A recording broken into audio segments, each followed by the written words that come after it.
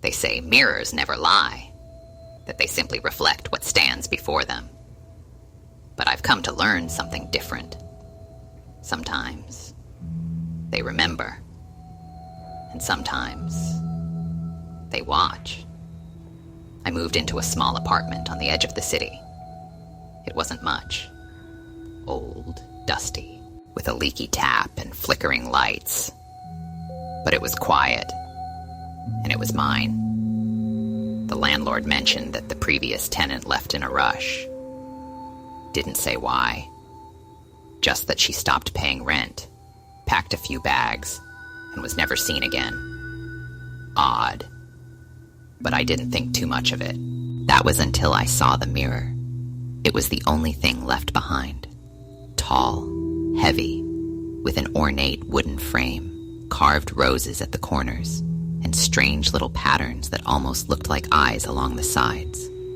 I thought about moving it, maybe putting it in storage, but every time I tried to lift it, I felt strange, cold, like the air around it was just a little heavier, like it didn't want to be moved. So I left it there, propped against the hallway wall, just outside my bedroom.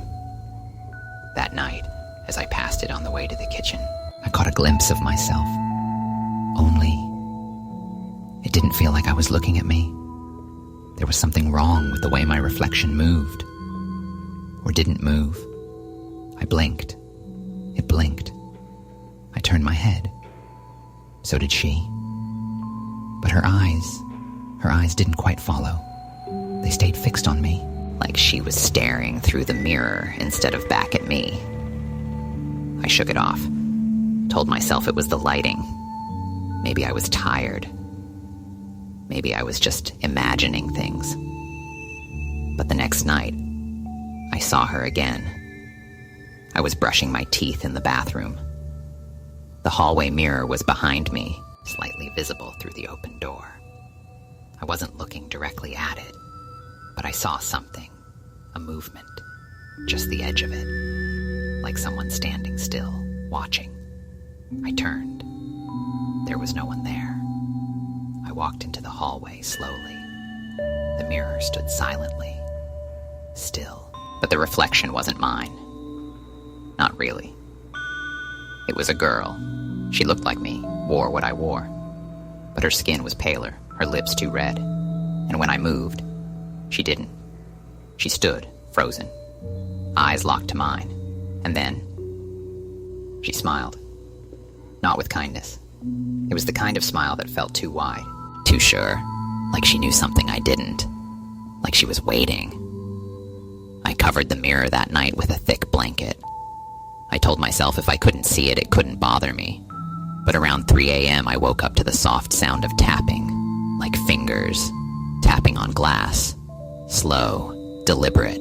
The sound was coming from the hallway. I opened my door. The blanket had fallen. The mirror was bare again. And in it, she was still there. Closer this time. Her hands were against the inside of the glass, like she was trying to push through. I couldn't take it. I grabbed my bag and ran. Didn't pack. Didn't lock the door. I just left. And I never went back. That was 3 months ago. I've moved cities, changed my phone.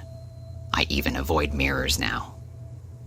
But it doesn't matter, because sometimes, when I walk past a window at night, or glance at the back of a spoon, or see my reflection in the side of a car, she's there. For just a second, wearing my old hoodie, standing still, watching, smiling. And I know she's waiting. Waiting for me to stop running, waiting for me to look. Just a little too long. Because mirrors don't forget, and some reflections don't want to let go.